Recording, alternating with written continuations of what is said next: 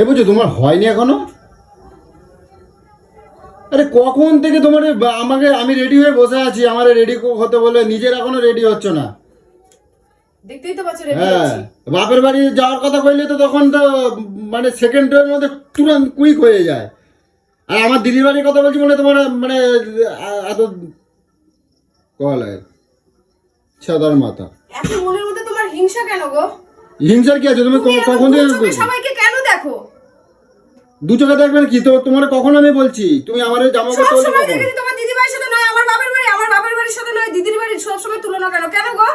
যাবা না তো বলতে পারো নি আমি কখন থেকে রেডি হয়েছি। তোমার কথা আমি যাওয়ার জন্য নেচেছিলাম? আমি যাওয়ার জন্য নাচিনি তো তুমি নাচছো, আমাকে জোর করে নিয়ে যাচ্ছো। আমি যেতে চাই না, আসলে শ্বশুর বাড়িতে আছি তো বাধ্য। চলো না চলো। বলতে গেলে তখন দেমাগ দেমাগ হয়ে যায়। আমিও রেডি, এই যে দাঁড়িয়ে আছি। কি হলো দাঁড়িয়ে আছো কেন? আমি তো রেডি। এ সবসময় নিজেরা কি মনে করো তুমি?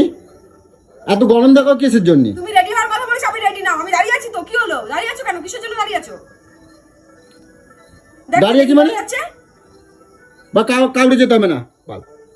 বাঁচা গেল, বাঁচা গেল, ছাতা মাথা বাঁচা গেছে। সত্যি তো খুলে রাখবো। মেজাজটা গরম করবে না কিন্তু কই দিচ্ছি। তুমি তো বলছো যেতে হবে না। মেজাজটা গরম করবে না তুমি। মেজাজ এখন গরম করবে না। যেতে হবে না মানে? আমি কখন থেকে জামা কাপড় পরে রেডি হতে কইছো? আমার রেডি করে নিজে এখনো রেডি হও নাই। একটা বেটা ছেলে রেডি আর একটা মেয়ে ছেলে রেডি। তা আমার কিসের জন্য বললা? হ্যাঁ এই গরমের মধ্যে আমি জামা কাপড় পরে বসে আছি। বেলা রাত্রি এখন কটা বাজে যাচ্ছে? তো কি হয়েছে? কটার সময় আসবো? দিদির মেয়ে কি দিল্লিতে নাকি? দিল্লি হোক আর নাই তুমি হোক, যাবে কি যাবে না নিজেই তো বক বক করে দাঁড়িয়ে করছো।